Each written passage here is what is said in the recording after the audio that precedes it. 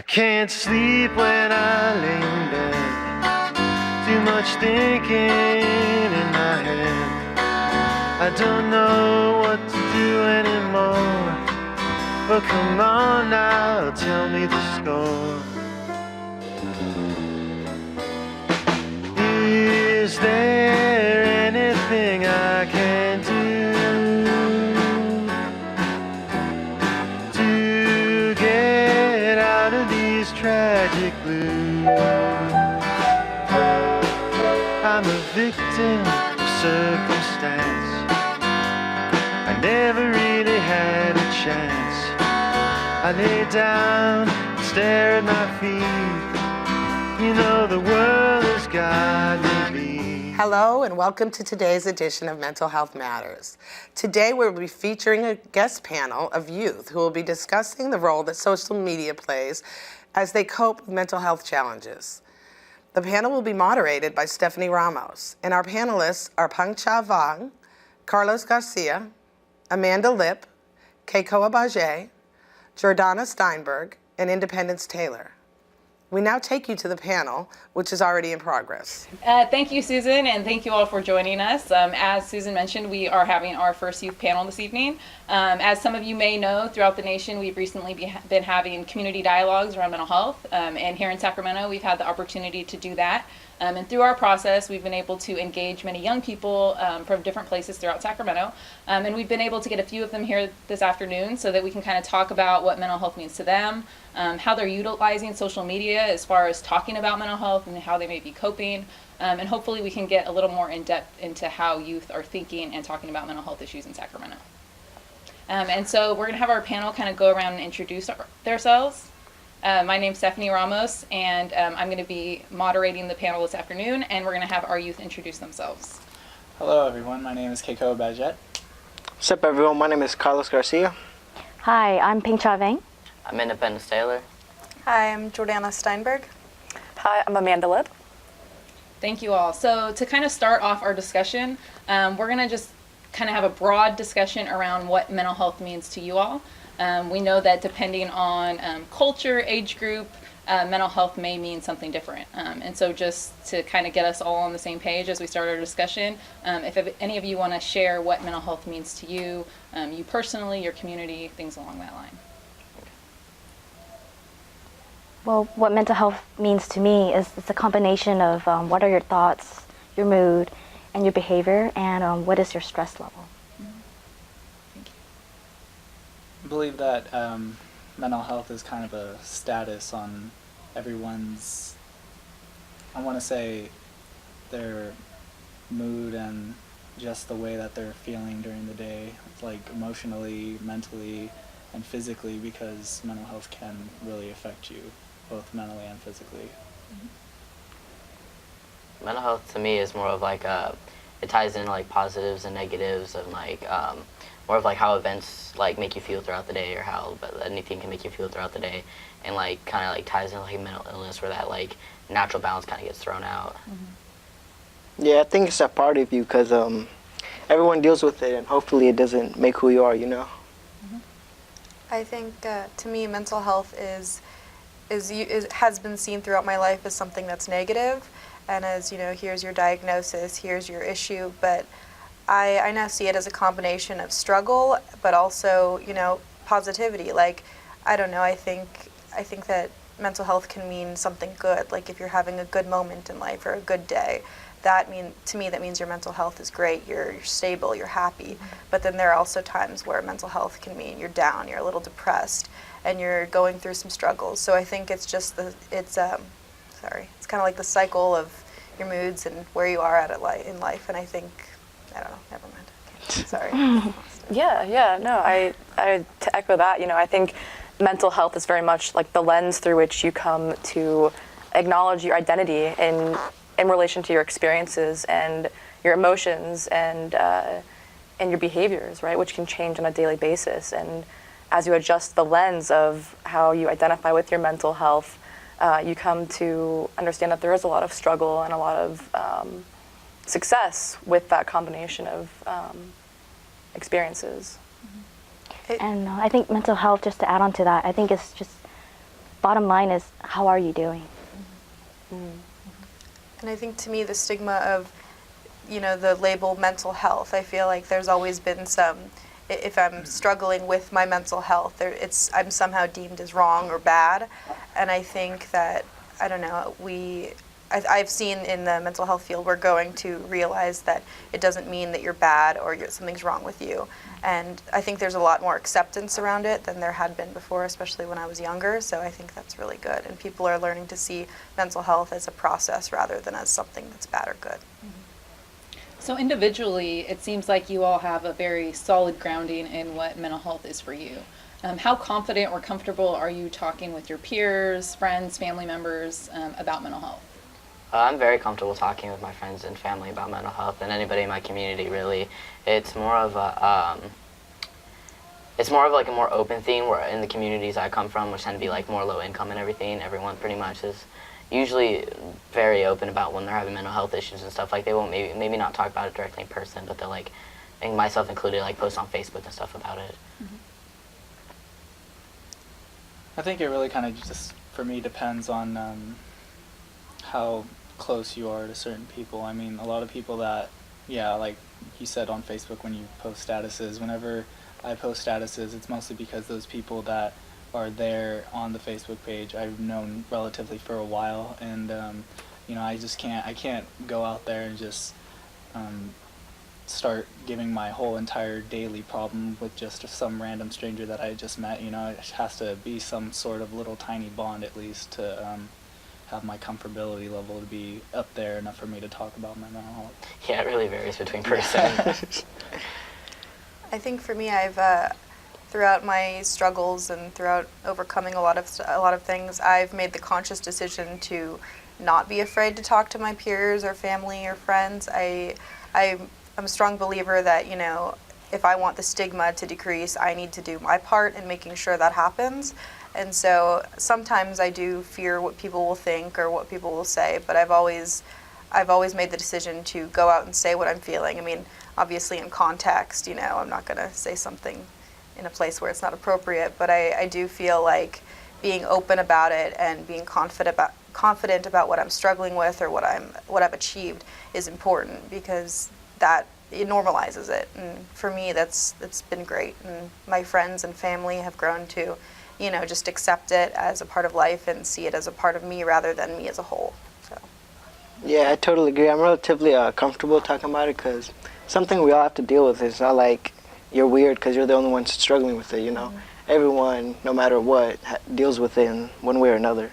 So you have to just ask for help, But when we all start to talk about it like we are now, I mean, to me, throughout this process of me coming and telling my story and everything, I've realized that I'm not alone. And I think that's the point that we all want to make, at least that I do, is that there are tons of people out there who are struggling. But I mean, if we all individually take the time to speak out about what we're going through, about our struggles and our accomplishments, I feel like more people won't be as scared to speak out, and that's how the stigma decreases. Yeah, I really like that. We're not alone. I think it's interesting too, the irony of, the question of, talking to our peers. Do we talk to our peers about mental health? Because to Ping Chao's point, the simple yet complex question of how are you doing today, or like a post on Facebook, what's on your mind? Yeah. That is engaging in our mental well-being, right? And asking ourselves, and engaging with others about what's not only on our mind, but posing that question to others as a public sort of, display of our emotions and our behaviors. So it seems that every day, we talk about our mental health, but when we say, do we talk about mental health, we start to think about maybe, our struggles and what we've been through and overcoming things. But perhaps it's as simple as, like Ping Chao said, how are we feeling, what are we doing? And that right there is talking about our mental health. Yeah, like just talking about something about like what's frustrating you that day would be talking about your mental health. Right. Be like exactly like usually when people talk about mental health, they're usually like going off like, oh, maybe they're talking about mental illness. Actually, for me, I wouldn't be comfortable talking about mental health just because there's such a high stigma and also a lack of awareness about what mental health is. And sometimes mental health is just not culturally appropriate to talk about, but also it's not a usual way that you do with healing. So I am cautious about talking about mental health, and sometimes it's really hard to talk about it because there's no word in your languages to translate what mental health is. So I am uncomfortable talking about it, even knowing that it could do such a great impact by talking about it. So I would pick what situation that I am comfortable talking about it, and if a person needed help, I would reach out to that person and just talk to that person about what mental health is and what kind of help they can get. But personally, it's very scary thing to talk about mental health. So you must be very brave to be here with us right now and putting yourself kind of, in the public face. Yes. And talking about it. So Yes. thank you. But definitely there is challenges in talking about mental health. Absolutely. I think that's a really important note that you say about just how different cultures translate different meanings and how we interpret the same thing, Yeah. the same phenomenon, right? Yeah. Mental health, what does that mean across different cultures or ideologies or, socioeconomic statuses, right? Yeah. And that's why I think it's so powerful, just the simple question of how are you feeling or what are you doing, because, you're sort of inadvertently asking, what is your mental state of mind? Where are you at in terms of your state? But in a way that's more universal in terms of we're all feeling something, right? We all have mental health, but it's how we identify with those struggles and those successes, right? So the cultural, translation and adaptation of these terms is so critically important. It's a great point. Well, I think there's a lot of fear in expressing yourself or what you're feeling, because I know for myself, someone could ask me, someone even close to me could say, how are you doing today? And knowing that I'm not doing so well that day, but I don't know whether to say I'm okay or I'm struggling, because if I say I'm struggling, they're going to say with what? And if I tell them, I know from knowing them that they're not going to completely understand what I'm going through, because it's not something that they've been through. And so I tend to feel this back and forth struggle with, do I tell them and maybe they can comfort me, or do I deal with this alone in silence and figure it out myself? And so I think, I don't know, I've realized that not as many people are educated on, what mental health really means. Like, it could mean a diagnosis, it could mean just how you're doing in the day. I don't know, I think there's so many different interpretations of it, and all of them are true and valid, and I think people often get them mixed up with the stigma and the stereotypes that they hear. And so for me, I know that it's always been a struggle to say how I'm really feeling, because I don't know if anyone will really get it or be able to understand me. Yeah, I completely understand, because I remember back when I was younger, I was more shy and timid, and like the most simple things like, hey, how are you doing, would really lighten up my day, And it would just really help me out a lot. Shows that people care, Yeah. Those little things, those little gestures that we take a few moments out of our day to do, whether it's saying hi or acknowledging someone's presence. I think you're right. Those little things really go a long way. So we talked a little bit quite a lot about how you guys talk to your peers, friends, family about mental health. So social media is becoming much more popular, not only, in older age groups, but obviously younger age groups. It's something that I think is used pretty much on a daily basis with most people. How comfortable are you using social media to maybe vent, to talk about, what you might be dealing with as far as mental health? Do you guys use it? How comfortable are you with that? And what might that look like? Yeah, I'm pretty open on Facebook and everything. I do tend to vent out a little bit more than I probably should, but at the same time, a lot of the people that have viewed it, they probably are just scanning through their news feed, probably doesn't mind a few words here and there, so they'll just keep moving down. But then there's just those people that will kind of see your little struggle on the status and kind of message you and be like, oh, how are you doing? I read your status and I was just wondering if you're doing okay, are you feeling all right? Are you gonna be okay if we talk about this, or are you gonna need a few moments alone? And it starts to really build up my comfortability zone with just using social media for that kind of purpose, mostly because it started out with Facebook. Now you see pictures and you see statuses and tweets and little notifications here and there about mental health, and there's a lot of pages and everything that are building up that that kind of outreach for people to actually be able to go on there and actually search certain websites for that certain amount of things that you may be going through bullying, or you might just be having a bad day. You might feel like you're not really in there, like people are always just kind of forgetting about you, and then you can actually speak to people about it. So I really just think that it really does help you if you have a chance to kind of talk about it rather than leaving it blank, because it like the status is just like, oh, how are you feeling and everything like that. It's just like, well, I'm feeling pretty good, so I'll post a status about that. But it's the people that might take a moment to put, I'm not doing too well, and it'll take someone on the other end's response to actually be able to maybe help you if you can't get the help physically with your family, your friends at the moment. So I'm actually pretty comfortable posting on Facebook and venting on Facebook about my mental health issues. Actually, that's funny. I just had a dissociation episode for my PTSD just like a couple weeks ago, and I ended up posting on Facebook during it. So that was very interesting, going back and reading those statuses when I was like having an episode and stuff, and it was really interesting. And then I ended up reading like people, those few, like Kate was talking about, those few people who actually like will go and comment on the status after seeing that you're struggling and everything, and actually ended up finding out that a couple people I know who in like my network and community sort of networks and everything that also have PTSD. So they were able to like help me like talk about what worked for them, what I should probably try doing to help it like lessen the symptoms and everything. It actually made it my day pretty well. Awesome.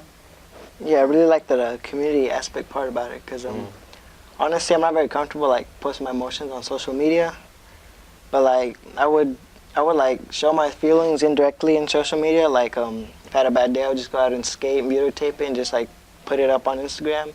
And like I was talking about community, I think it's really cool how like I put a hashtag on skateboarding or just a skate team, then like people will like hit me up, say, hey, that trick was a cool trick, and be like, hey, you're a really cool skater, or just like help me improve, you know, because usually never anyone ever like tries to get me down, you know.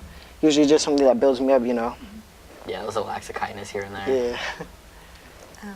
I think for me, I have a hard time posting my emotions and feelings on social media, because I often feel like through texting and Facebook or Instagram, things can get so easily misinterpreted, and I like to feel like I'm understood for the most part, and I don't like to put myself in situations where I end up feeling misunderstood or not listened to, you know, when I'm really trying to reach out for help. And so my experiences in posting stuff on social media have never been that positive. And so, I mean, I hear what you guys are all saying, and I'm inspired by it. Like, I really hope that I can get to the point where I'm able to do that and do that comfortably. But I think at this point, there's still so much stigma, and I actively try to decrease the stigma in my life and for the people around me. But I think that's an area that I still struggle with, because, you know, when you're talking to someone, you have the facial expressions and the hand gestures and the tone of voice, but over Facebook or any social media, you kind of just have words, and you fill in the blanks with what you want to hear or what you think you should hear. And I think that concept kind of scares me, because I know for myself, if there's someone posting someone, I without even thinking, fill in the blanks, and there's judgment and stereotypes that go along with it, and I'm a little, I guess, uncertain of whether I want to put myself in that situation. yeah, like reading a status and just a few exclamation points could just make you read it like, hey, I'm so angry, or just things like that. And, you know, like, it's when you're in the person that's actually making the status is just like, oh my gosh, like, I'm having such a hard time in this moment. And then people are just so throwing it out there, just like yelling and being like, wow, this person must be really angry about something, when the actual reality is you're just kind of frustrated, and you just want, you know, somebody to kind of be like, oh, like, is there anything that I can do to help you? And I think that's just like one of the biggest things that is really hard, even for any website, like on YouTube comments or something. People make a video, or on Instagram, like when you make a video and then somebody comments something, sometimes they seem negative, but then sometimes they're just very misinterpreted, you know, kind of acts of giving advice. Like, somebody could be like, oh, that was all right, but you could do this and this, and then people will just be like, well, why are you being so mean on to like how good he was doing, like you should just leave it alone. It's like I was just trying to give advice, and I think those kind of misunderstandings could make conflict in the community, and actually that's one of the biggest reasons why it is somewhat hard to put it out there on social media about certain things, and that's why sometimes you're just hoping that the person on the other end can understand it a little bit better. So Yeah, I agree. I think that for me, if I were to post something on social media when I was feeling depressed, I don't know if I'd want to hear the responses of other people. I think that's where my fear lies, because when I'm in that place, I'm feeling vulnerable and insecure and just really kind of not myself, and I don't feel like I have the strength to hear someone say, well, just go running, it'll help, or, you know, I'm sorry you're going through that, but I went skiing today, look how great my life is. Like, I don't really want to hear that, so I kind of just want to either be comforted or left alone. Yes. And so I think that, you know, people always say reach out when you're struggling, and I would love to be able to do that, but I think I'm better at doing that with like face-to-face, you know, with people in front of me, but over social media, there's so much ambiguity and stigma associated with it, and I know one of the only ways to decrease that stigma is to keep putting yourself out there and doing that, but I think that there's so much out there on the internet that, you know, so many people who aren't nice, so many people who are great, but I think it's taking that risk and weighing whether or not you want to do it, and I'm not sure I want to do it. No, there definitely is that risk with posting on social media. Like you were saying, I've definitely had a few negative run-ins when posting on Facebook, but it's just, I don't know, those negative run-ins when posting on social media about like mental health, like whether positive or negative or anything, it really like kind of just like speaks to the person you've been friends with for a while, like what kind of like person they like really are, in my opinion. That makes sense. How in the moment do you like handle that? I mean, when you're going through an episode or a depression, how do you not let that get to you in the moment? Because I know for me, I would internalize that. Oh yeah, no, for sure. It took me a long time to figure out how to deal with that. It took me, I was pretty much like, pretty much for me, it was like, oh, you have PTSD, we're just gonna leave it to you to it at like 12. They're like, yeah, we're not gonna help you handle it. But so it took me up to like recently to figure out how to do it. More of like, it's just I don't know. I started like just thinking like, oh, everyone's a puppy, not a wolf, as my mom likes to say. More of like, everyone probably means well, they just want to play or be nice or whatever, but they might accidentally end up hurting you. Just human nature in general. Okay.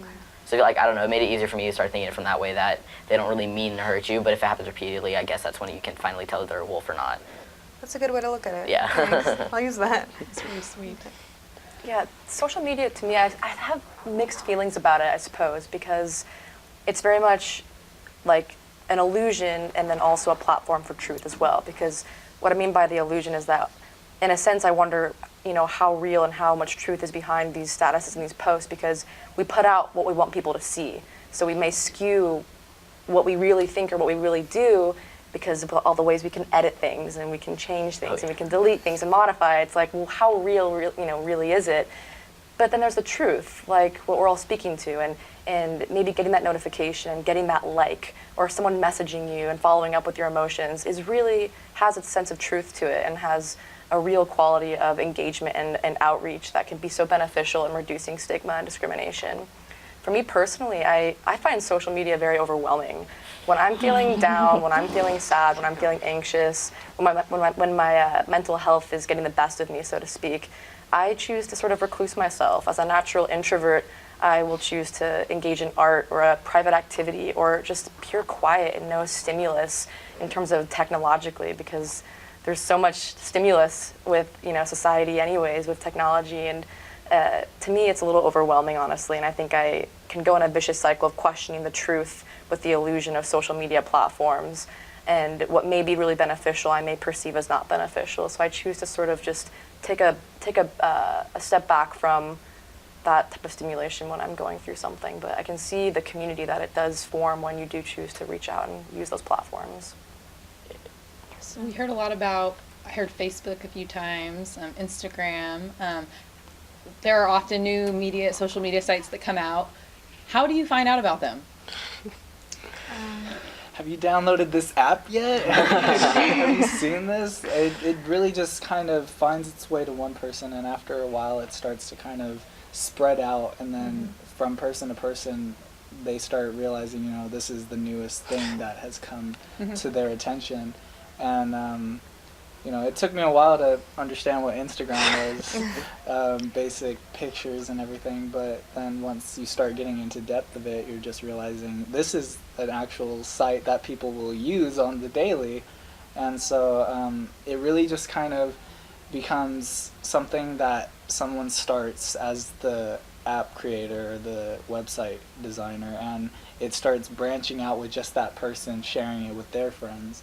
And from there, it starts becoming somewhat like a virus, because it's not going to leave, but it stays. And then if people can spread it even more, then it goes out. But if not, then it has its own little effects. Like, there's people that use Pinterest and things like that. And I've never gone on there and used it, but they have. So that's where it stays. But sometimes if a website or an app gets so big, it just starts growing like uncontrollably everywhere. So Contagious. It's contagious.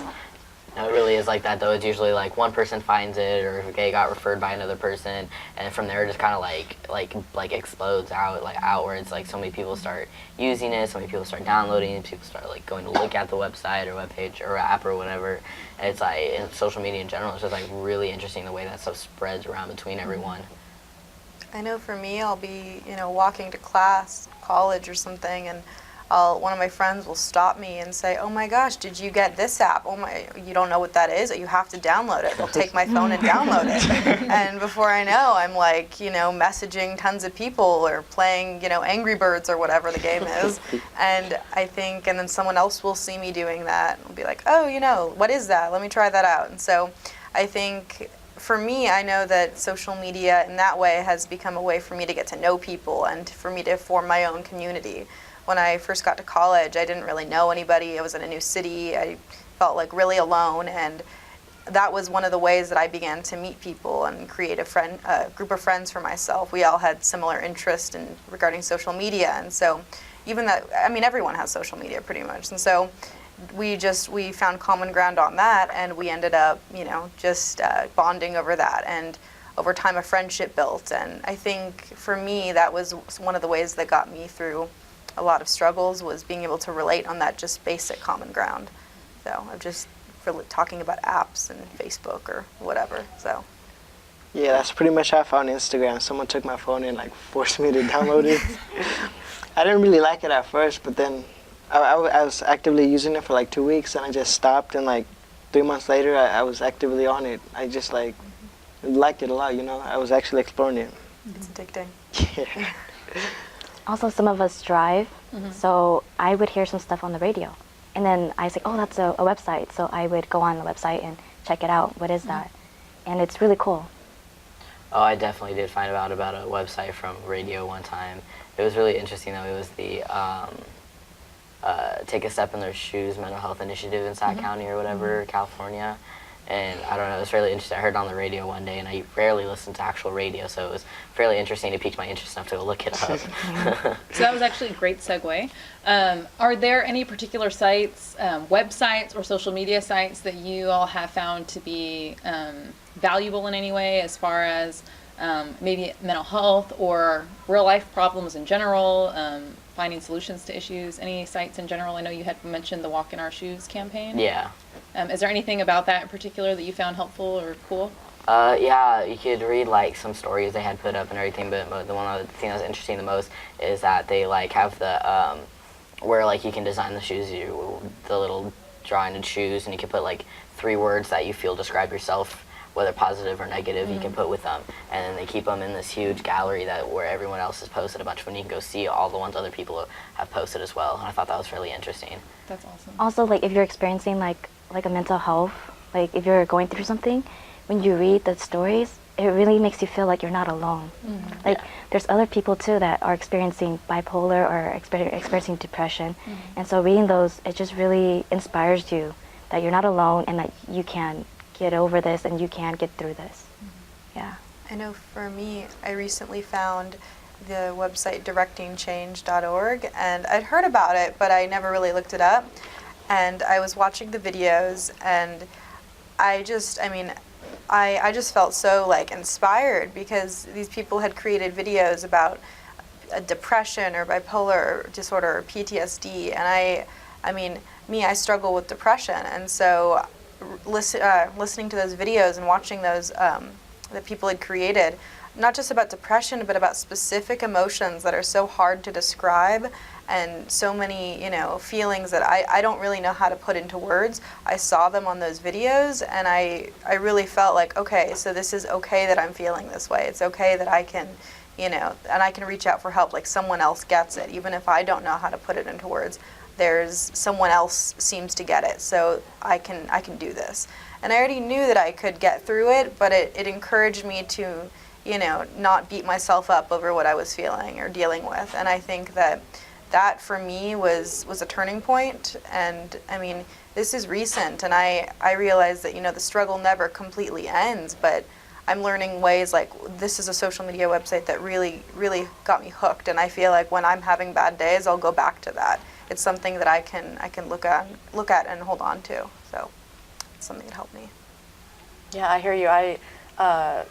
In addition to directingchange.org, I was checking out a site called artwithimpact.org, and it's one of my favorite sites because it's an international film contest where you can view submissions that people made on behalf of mental health, and you see perspectives from a lot of different cultures around the world that are, showing what mental health means to them in a very metaphorical, artful way that is not only inspiring but educational and relatable too in a lot of ways, while also allowing you to understand that, wow, there's a lot of other perspectives out there that maybe you didn't even realize.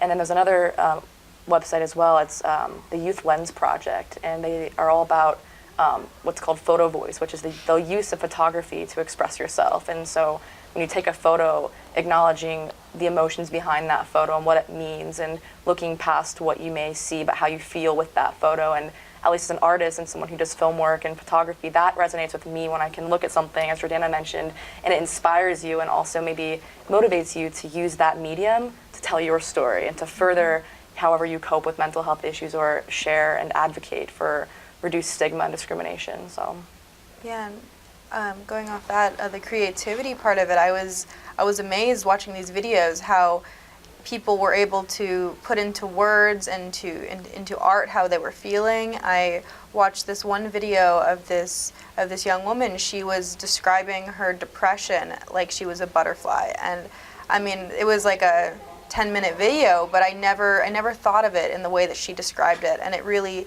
gave me a different perspective and outlook on depression, what I was going through and what she seemed to be going through. And I felt like she put a positive spin on it, a kind of hopeful outlook. And I really felt like, there's not just one way to look at it, because so often I get stuck in that one-way path of thinking this is how it is, this is the only way to look at it, this is what it is for me.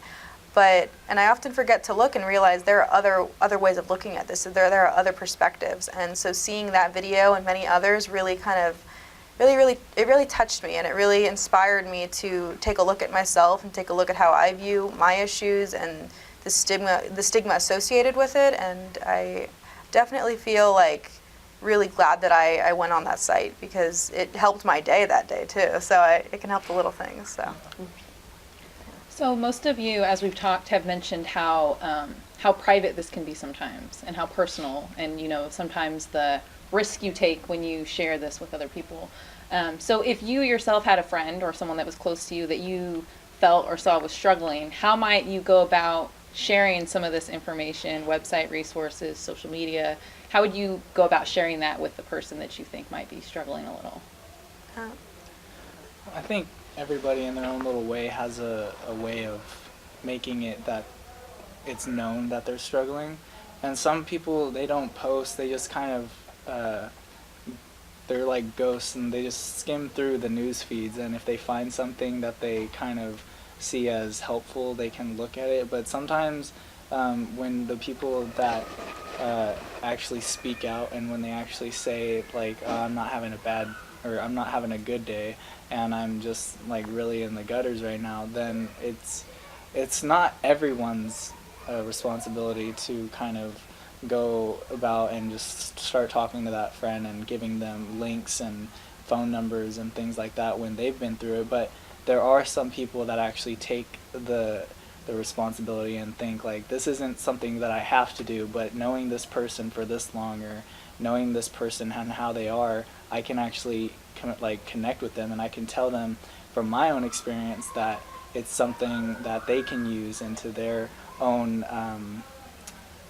their own little situation, and they can actually just make it so that when they give their friend the link, that they're not just gonna sit there and be like, all right, hope you take this link and find out everything that I found out. And when you tell somebody about it, you want to just tell them like, if you want, we can just like Skype, or we can do other things to kind of connect, and I can show you step by step of what these links can do for you and who you can call, as in the support hotline or something of social media sites that are actually meant to help depression, or meant to help PTSD or bipolar or anything. It just like, it really kind of depends on how I can make a difference in the social media that I found useful, is what it really comes down to.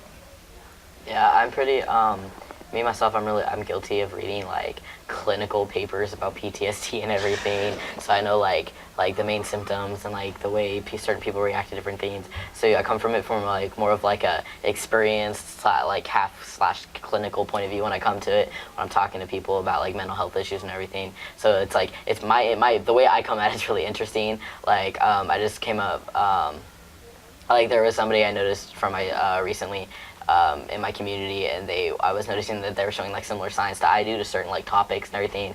So I went up to talk to them one day, and I was like straight up, I was just like, oh, do you have PTSD? I just went up to them, and I was like, oh, do you have PTSD? And they're like, oh yeah, actually I do. And I'm like, oh, I was just explaining to them like, oh yeah, I had noticed that you reacted to certain things similar to what I do.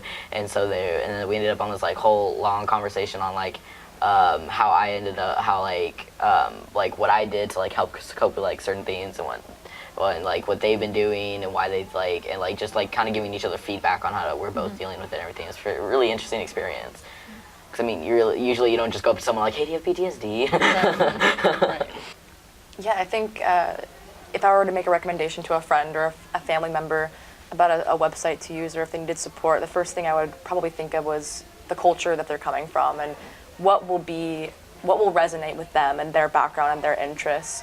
I know for me at least, if I was going through something difficult, I know with experience that I reacted very defensively to that. Like, no, mental health, I don't want to go to that side. It has to do with, possibly a diagnosis or a struggle that you went through that you're maybe not willing to face yet. But if they can interface with you through a website that has to do with your interests and kind of hook you in that way, like the Directing Change movies or the Art with Impact movies, that to me was a medium by which the mental health message got to me, because it was through film and through that art of my choice, right? And so that's what captured me and hooked me in, was through that medium, and not necessarily approaching it so directly.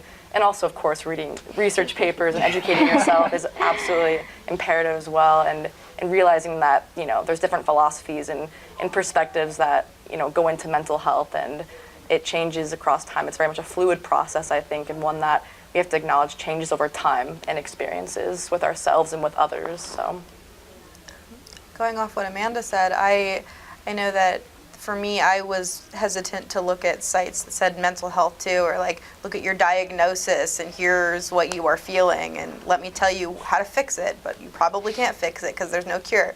That kind of just bothered me. I felt like there was no solution to what I was supposed to do to handle it or to fix it, and I wanted a quick solution of how to help myself. And a while back, one of my friends gave me a book because she knew I loved to read. She gave me a book of this woman's memoir who struggled with bipolar disorder and PTSD. And I mean, I hadn't gone through everything that she had gone through, but I could relate to it. And she had read it and thought of me. She gave it to me, and I read it. And and then there were links to certain websites on the back that she looked at, the author looked at, and I looked at them, and I was inspired by that because I felt, wow, she could overcome that, and I'm in the midst of my struggle, so maybe I can too.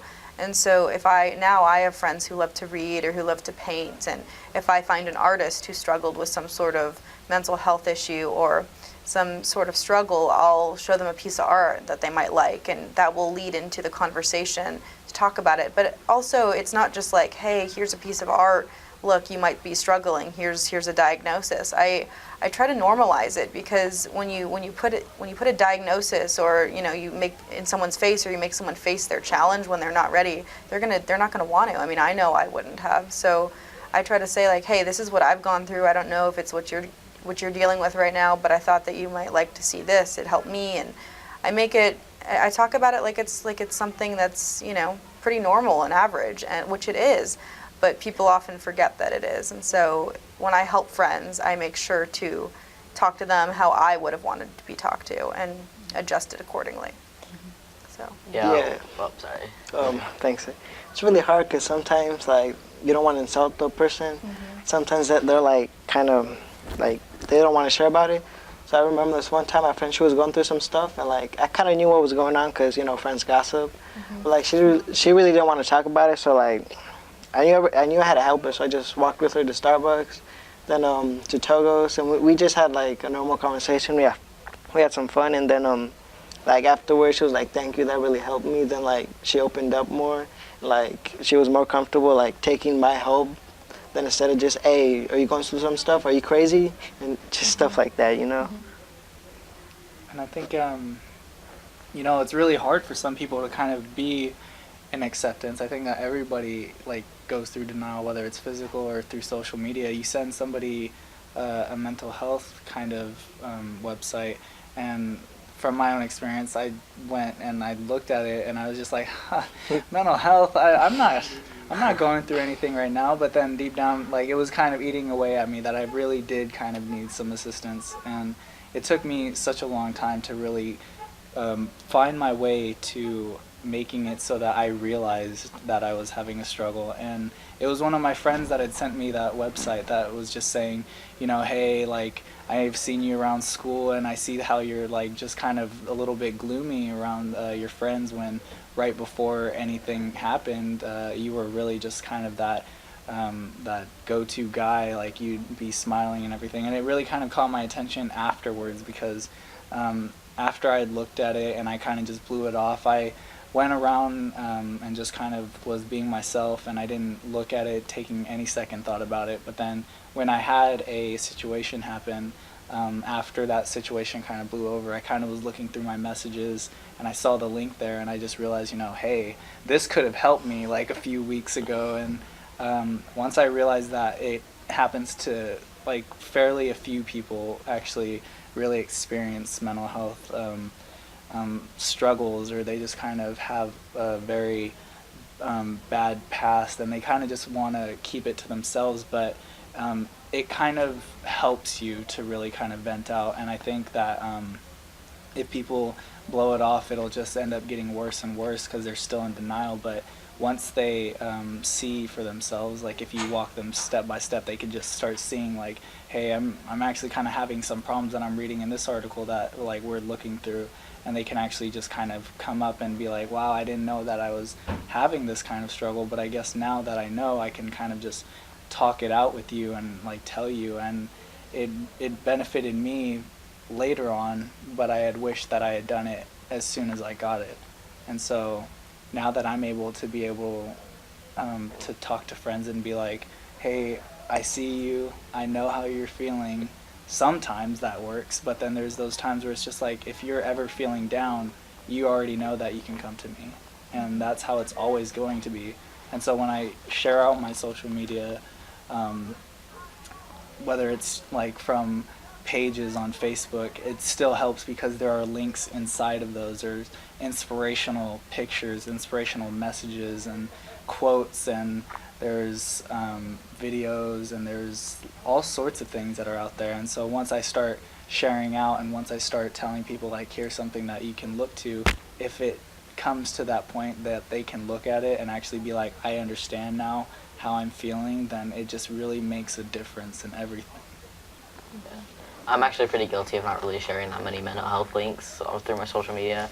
I don't do a lot of that, but usually when I do it, it's mostly like related ones, like Bible quotes and stuff that I send out, because a lot of the friends I end up sending links to are really like religious, and that would help them a lot more than like say like a government project would not really help them that well. I think sometimes like people can be in denial or be defensive about mental health social media sites, but I think that if you reveal a little bit about yourself, that you understand where they're coming from because you've been there, and you said, hey, this social media site helped me, maybe it'll help you. I think that it would be a little bit more easier for them to not be in denial and to say it's okay for me to come out and say or tell them what I'm going through. I think it'd be able to the person to empathize, to feel that it's okay because this person understands too. Yeah, I completely understand and agree because back when I was going through some serious stuff, one of my older friends, he was talking about it, and like I kind of really didn't want to accept this help because, you know, it's like, what do you know about it?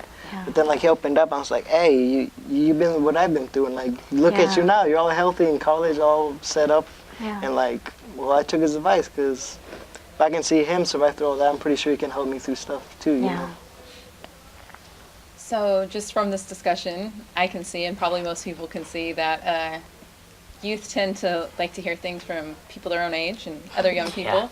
And I think if you're a young person that wants to help someone, I think that's like, you have a great chance at being able to help another young person. But I know as I've gotten older and being an adult working in the system, sometimes there's a little bit of a disconnect from the professional world to youth culture and how youth are really living their lives. So for organizations, programs, maybe some adults who are supporting youth, what are some things that they can do or ways they can go about sharing online resources or social media with young people? Honestly speaking, not use fancy words. Usually those types of people, I don't like talk to them. Not because it's like rude, but just because like it feels like I'm not talking to a human, you know. I'm talking to I'm talking to someone who tries to be all smart and like no, I'm not comfortable talking about that. Yeah, more chilled out language, definitely. I know that when I was really struggling when I was younger, when adults would come over to me and I could tell that they were trying to be supportive and understanding and were trying to be there for me, but they had this patronizing tone, like they were looking down upon me. And I'm a pretty sensitive person, and I pick up on people's tones, and you know, I pick up on things. And as a kid, it was much worse. I didn't know that I was sensitive. I didn't know that I could kind of take in what I wanted to, and I didn't know how to control that. And so I internalized everything. And I remember at some of my worst times, adults coming over and saying, "Oh, Jordana, so I've been there too. Can I give you a hug? How about this website? It might help you out." And I remember just not hearing what they were saying and being so offended. And I was like, I'm a human being. I have feelings. They might be more severe than yours, but you're patronizing. Like, and I just felt so offended. I felt like they weren't taking me seriously, and they saw that I had a real issue, but I felt like they were overlooking it and just trying to comfort me with this like sugarcoating, you know, happiness.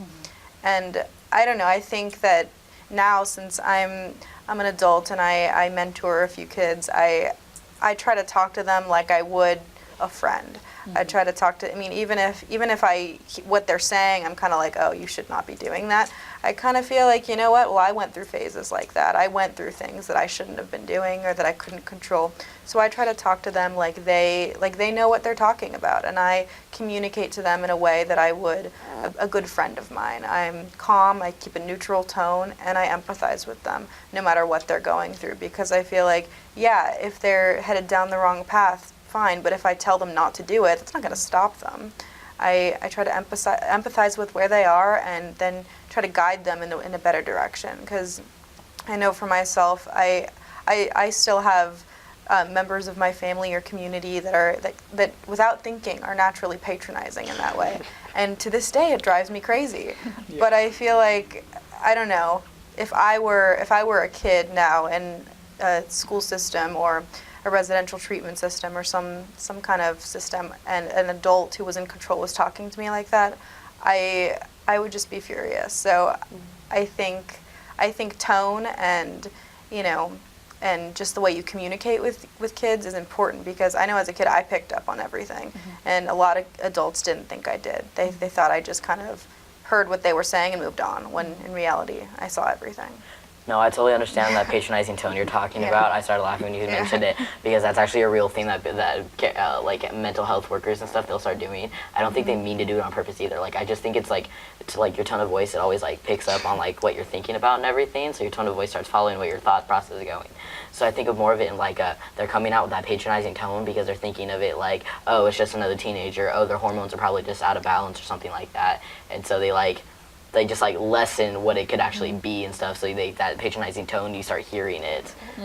Well, I think oftentimes, in some of my experiences, the adults who had been patronizing, they thought they were being comforting, and so I could see that clearly, and I would try, and then I'd have adults say, so when I talk to them about this, they'd say, so Jordana, how do you want me to talk to you? Because I really want to communicate with you, and that would bug me too. And I'd say, well, talk to me like I'm your friend. And I would say that to them, and they'd kind of smirk and be like, okay, I'll do that.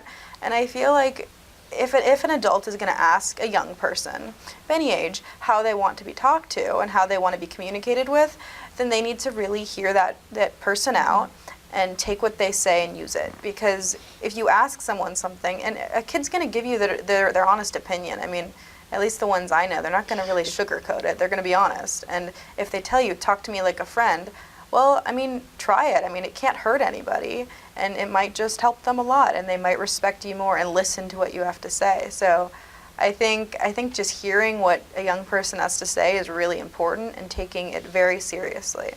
So. Yeah, I think I agree with both what you're saying about, getting on that same wavelength as the person that you're talking to, because it's going to change with everyone that you talk to. If you're talking to a little kid, it's better that you get down on one knee and get to their eye level and talk to them. If you're talking to an older adult, maybe you use, more mature verbiage instead of maybe saying hashtag something that they may not know. So it goes both ways, right? Maybe older adults may not know the language we speak, so we have to let them know, like Jordana said, like, hey, I'd appreciate if you actually would speak to me like A, B, or C, and they'll recognize that, and hopefully you can have this mutual understanding. And as far as organizationally, organizations reaching out and sharing resources and connecting the community with the resources and the services that they offer, I think that's super valuable, right? To have a social media presence online to build that credibility, because you can see how many clicks and you can see how many likes, you can see how many views, right? There's so much metric to what we, deem as important. But at the same time, I think that with all this connectivity and all this sharing and all this clicking, we forget to look at each other in the eyes, and we forget to really do those little things that make a big difference, like those gestures, and asking people how they're doing, and taking that time to shake their hand and pausing for a moment and going, you know what, let's put our phones away for a second and let's connect literally, not virtually. So I think having both is super important. Having a physical interaction with someone as well as a virtual platform to share those resources, but having both and not forgetting to turn our phones on silent is also a great tool to have as well. So this has been a very rich discussion. And I think we could end up probably talking for hours and hours and hours about these things. But I'm going to finish this up with just a few more questions. As many of you notice, all of us, our participants, are wearing a green ribbon. And we have two of our participants who are going to tell you a little bit about the meaning behind that and how hopefully you can go out and get your own green ribbon. Lime green is emerging as the international color that represents the mental health movement that's happening all around the world. And it really serves as a platform for discussion and advocacy. And when you see that lime green ribbon, you think, wow, all right, there's already that empathy that's building in between you two. And you know that they've been through something, or their sibling has, or their family member, or maybe they're just really fascinated with the topic of mental health and how the mind works. And I think it really serves as fostering that relationship between folks, communities, and institutions to really start talking. For me, when I see someone wearing a green ribbon, I automatically think, hey, I can relate to them on something. Because so often when you go up and meet someone new or get introduced to someone, you shake their hand, you look them in the eye, you introduce yourself, and you try to find a common ground. It's like, cool, you like, I don't know, you don't like math, I don't like math. It's like, I don't know, it can be awkward. You have to figure out what your interests are. But when I see someone with a green ribbon, I automatically think, wow, they're somehow connected to supporting the destigmatization of mental health. I would like to go talk to them. And it's also very interesting because those people, you never know what someone's story is, and I'm the type of person who's always interested in people's backgrounds and cultures and what made them who they are today and what's making them who they're going to be in the future. And so I love to hear people's stories of their sibling overcoming something and them being the rock and the support system, and then how they got to be where they are. I love how vulnerable people are when they talk about their stories, because I feel like everyone has a little bit of a shield up for themselves. They try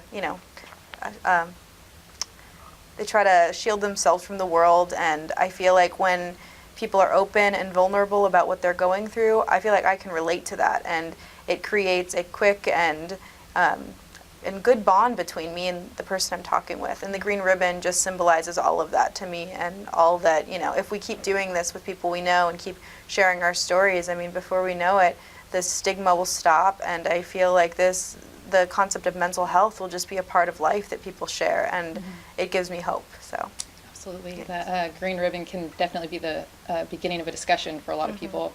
And as you've seen today, we've had quite a discussion on how youth in our community are looking at mental health and how they're using social media. And hopefully this is just kind of the beginning of a discussion among young people within our community around, the big hot issue of mental health. And hopefully it will kind of provide an opportunity for young people to start talking about it more often. I want to thank you guys for joining us. You may notice our shirts say #SacYouthMatter. And we're, again, hoping to continue this discussion not only within our communities face-to-face, but start to take an online presence so that the conversation can also go beyond the walls of this room. So please check us out on our Facebook page, as well as some links that you can find there to get more information and resources about mental health in Sacramento County. And Susie, will send it on back to you. Thanks so much. Thank you for watching today's edition of Mental Health Matters. If you've enjoyed our episode and would like more information, you can use our hashtag #SacYouthMatter, to find out more about the project. For more information on this episode or to obtain a copy, please call 916-366-4600. Special thanks to the Boys and Girls Club of Greater Sacramento for allowing us to use their facility to film our youth panel. And special thanks to Stephanie Ramos, our moderator for today's youth panel, as well as to all of our panelists who shared their stories today. Thank you so much. And please remember, your mental health matters.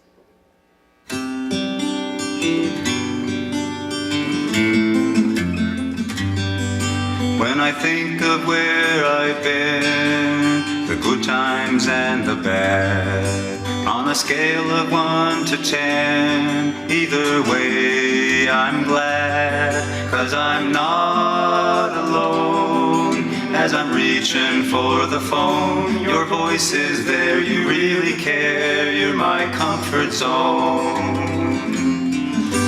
Sometimes when I'm lost, crushed beneath the pain, though I can't afford the cost, I just smile and play the game. But there's a healing place where I cannot pretend. Your smiling face, your heart's embrace heals me again.